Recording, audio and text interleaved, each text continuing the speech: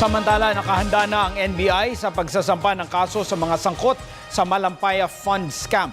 Ito'y matapos ang masusing pag-aaral sa mga nakalap na ebidensya laban sa mga kakasuhan. Si Noel Perfecto sa detalye. Matapos ang masusing pagsasaayos at paghahanda ng mga ebidensyang may kinalaman sa maling paggamit ng 900 milyong pisong halaga ng Malampaya Funds, sinabi ni NBI OIC Medardo de Lemos na posibleng maihain na ang kasong pandarambong utak ng scam na si Janet Lim Napoles at mga kakutsaba nito.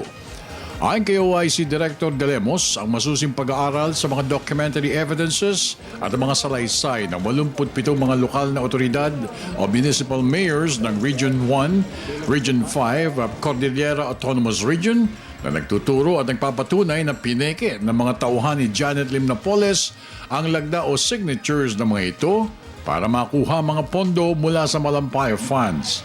Mismong sina Benhor Louis, Merlina Sunas at iba pa mga whistleblowers ang nagbunyag ng katiwaliang ipinagawa ni Napoles para makuha ang milyon-milyong pisong halaga ng Malampaya Funds ng pamahalaan. Dalhin na natin sa Office of the Ombudsman bukas yung ating referral tungkol sa natapos na investigasyon natin sa Malampaya Fund misuse. Ano hong ibig sabihin nito, Director? Katulad din ito no, sa PDAF, i-refer natin sa Ombudsman, sa Office of the Ombudsman, ang lahat ng ebidensya na nakalap natin tungkol dito sa investigasyon natin sa alleged misuse of Malampaya Funds.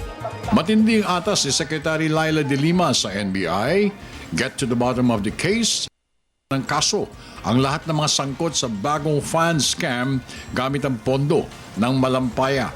Base sa kinalabasan ng investigasyon ng NBI, ikinatwiran ng mga tauhan ni Napoles na gagamitin umano ng mga bogus na NGO ang pondo para sa mga nasalanta ng bagyong Ondoy at Pepeng.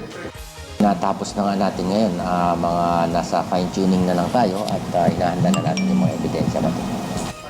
Para sa Telebisyon ng Bayan, ako naman si Noel Perfect.